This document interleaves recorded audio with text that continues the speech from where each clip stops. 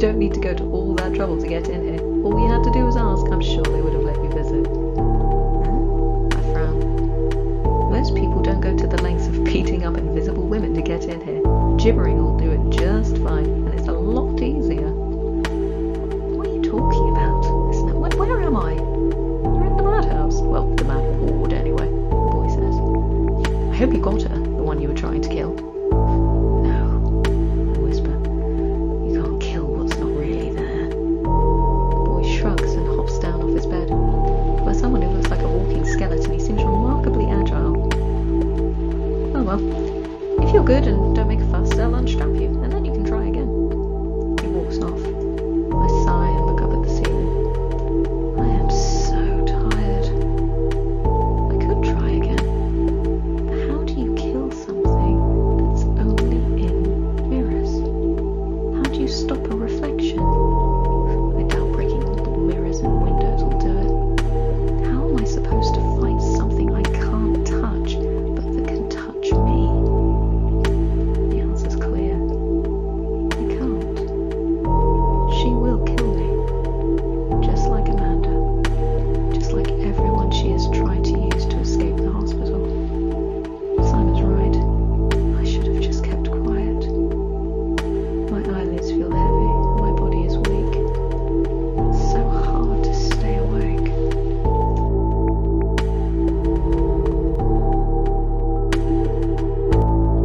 Your name's Sophie, right? The male voice says. I force my eyes open, not realizing that I had closed them. I look up and see the cleaner. He is still short and well built. His hair is thin and the scraggly ends peek out from under his dirty cap. I manage and try to show that I am happy to see him by smiling. He is the first adult to acknowledge that there is something very wrong in this place. You're brave enough to fight. He smiles back at me and looks over his shoulder at the approaching doctors. I'm Noah.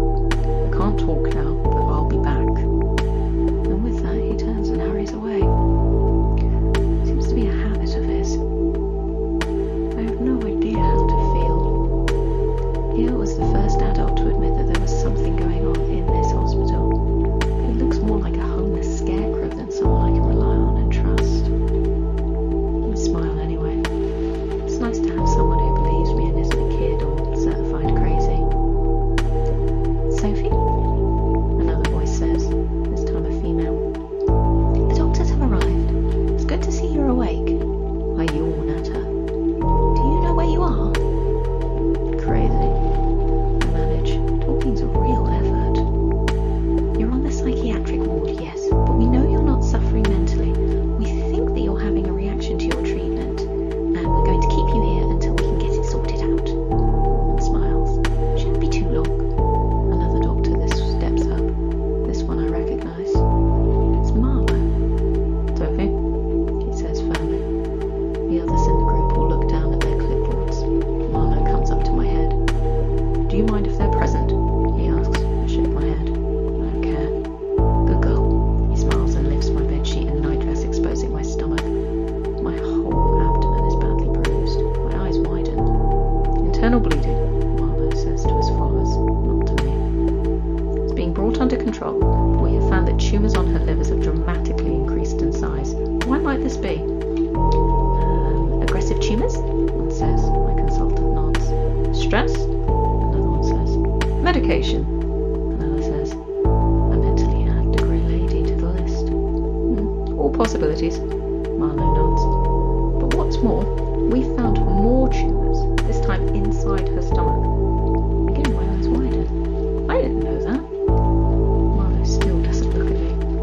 His eyes are fixed on his followers. Are they operable? One asks. My consultant shakes his head. Survival rate, he says. My blood runs cold. 6 months, one says. 6 weeks, another adds.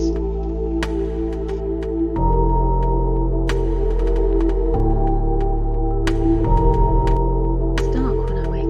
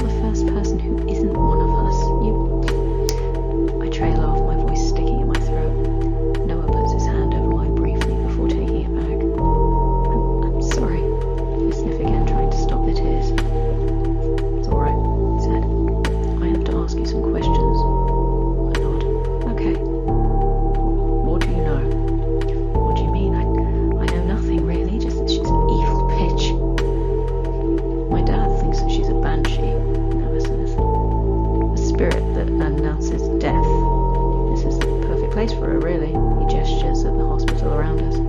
Lots of death here. She does more than announce it, I say. She hunts us. Noah leans in close. His breath smells like old hot dogs. Well, she might have started out as a banshee, he says. But Dad thinks that something's happened to her, that she's gone wrong. Look, Dad, I say. Noah nods. He used to work here. It was him who found her. He saw her and watched her, figured out her patterns and what she was trying to do. Where's he? I say, suddenly excited. If there was more of us, then maybe we really could do something. Noah shakes his head. Fired. They fired him. What?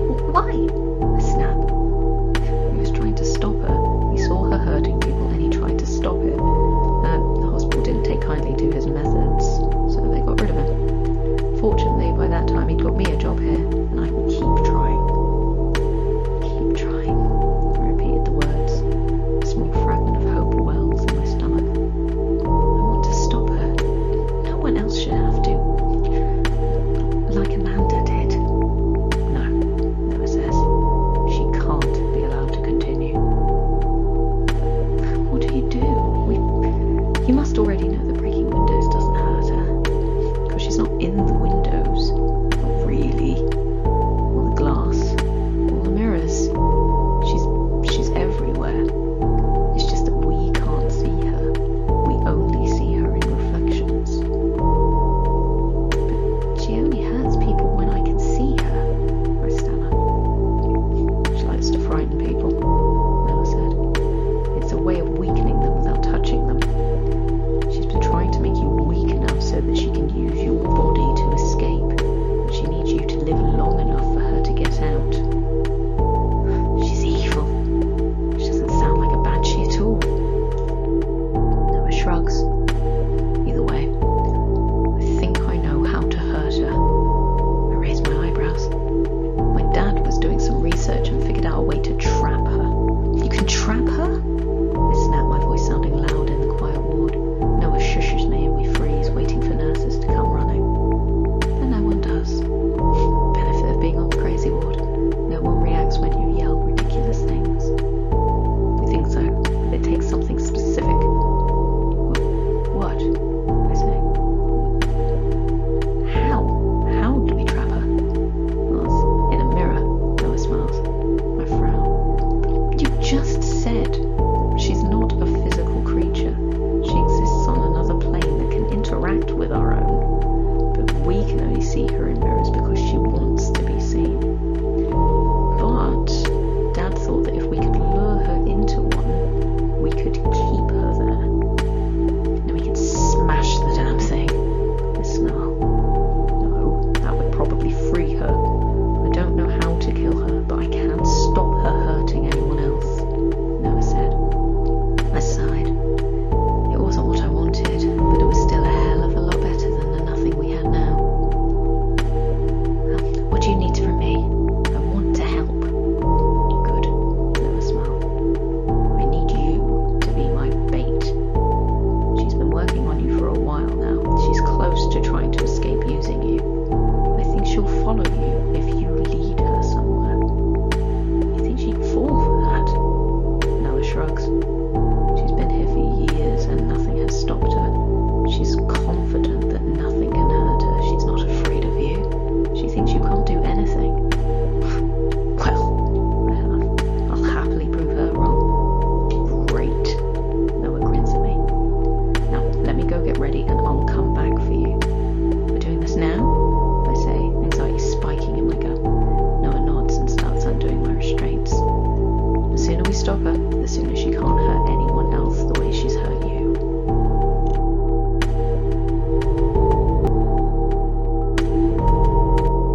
Wait for Noah for what feels like an age, but in reality is only about half an hour or so.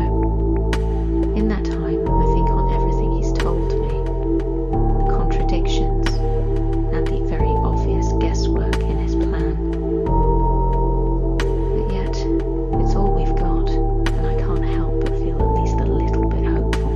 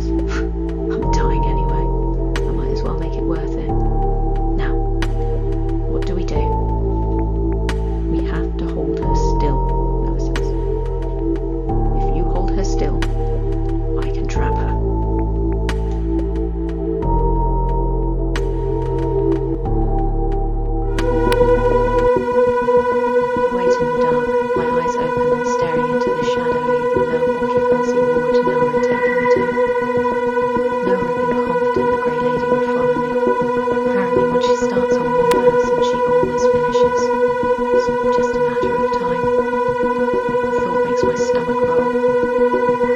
I will die when she comes. Even if we beat her, I'm not going to survive what she's done to me. It's just a matter of time. If we are successful, then I will be her last victim. I thought that knowing that might comfort me. Right now all I feel is afraid. Being bait does not feel good. As usual, I hear her before I see her. Her crackly breath is out of place in the near silent ward. I sit up, looking around, and spot her in the glass wall partially dividing the ward. As always, she is watching me. You came, I say. I know I cannot fight you, no matter how much I want to. I shift so my reflection is in the same glass as her. She doesn't move away. You're too strong for me. I swallow. She moves, turning towards my reflection and creeping forward. I feel it when she touches me. I am not running or fighting this time, so she doesn't bother to restrict my movements like she did before.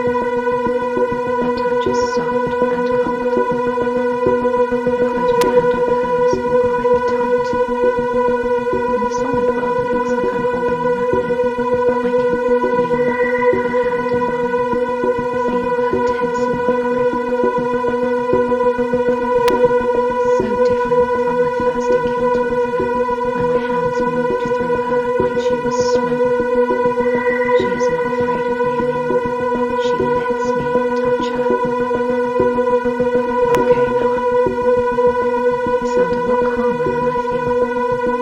I reach up and watching my reflection guide my other arm to the grey lady's shoulder and around her neck. I hold on tight and pray she doesn't turn to smoke in my arms. I've got her. The grey lady still isn't fighting me. She just looks confused. Noah steps out from the shadows. He holds a mirror in one hand and a candle in the other.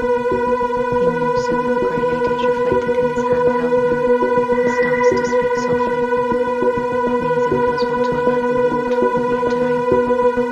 I don't understand what Noah is doing, but apparently the grey lady does. She pulls against me, trying to tug free. I hold on as tight as my feeble body will let me. I have to keep her reflection in Noah's mirror. No, you don't, I hiss, pressing myself against her as tightly as I can. Her cold bites into me. She struggles and opens her mouth wide, wider than humanly possible, revealing rows of blackened teeth too sharp to be human. The sound that comes forth is deafening as she panics.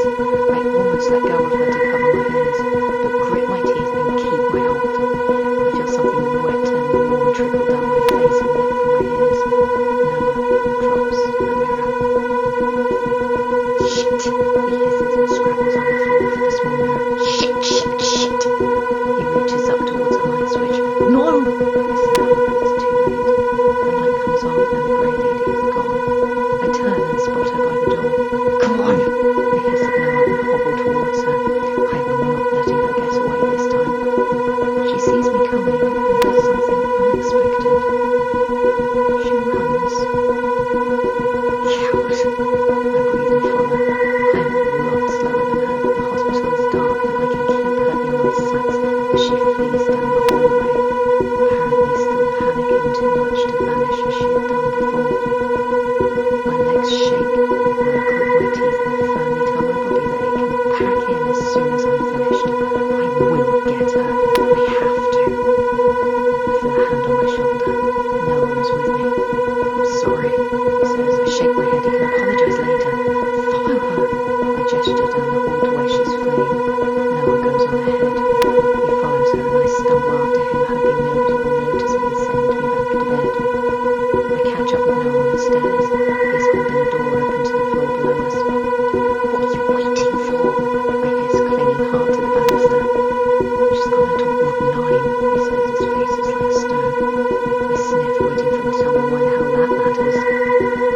When I stop walking, my stomach rolls. The pain I have been ignoring while walking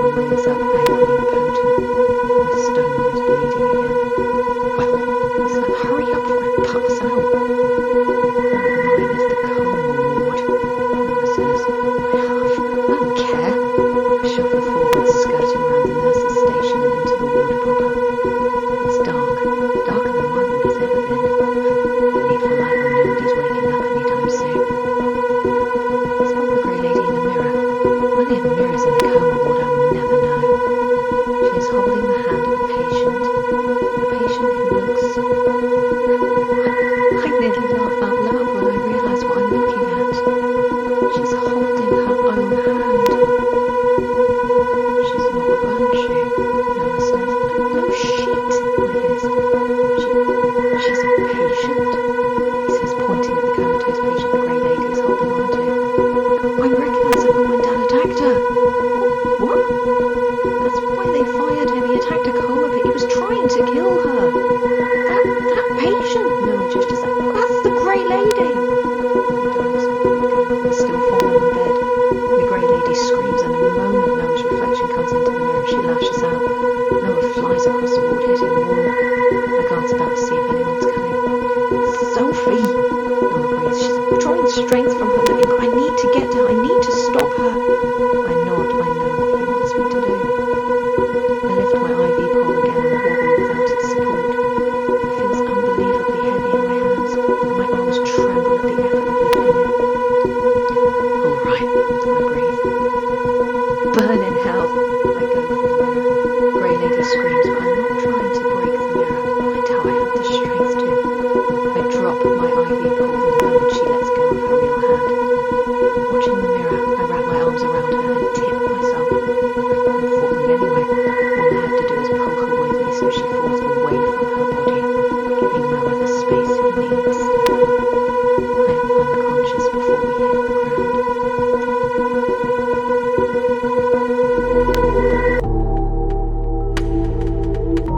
I open my eyes and am surprised. I did not expect to open my eyes ever again. Sophie! Mum's voice makes me smile. My face hurts when I try though. Oh, Sophie! Mum is red-eyed and her skin is blotchy. I'll be right back, she says and vanishes, returning quickly with my consultant. Yes. Marlowe doesn't smile when he sees me. I know, I breathe. It's worse. I don't want to know the details. Oh, no, he says, looking flustered. I need to apologise to you. It seems that we misread your results. What? I say. It's the only explanation, he shrugs. We owe you a sincere apology. We've given you unnecessary treatment. I say again. Sweetheart, Mum's coming forward. You're not sick. Oh, no, we don't know that for sure, Marlowe says. We need more testing, but yes, we think either your results were misread or we've had false positives. Your illness is at least not as bad as we first believed. Isn't it wonderful? Mum shouts as my consultant leads a hasty retreat. After all that's happened, finally we get some good news.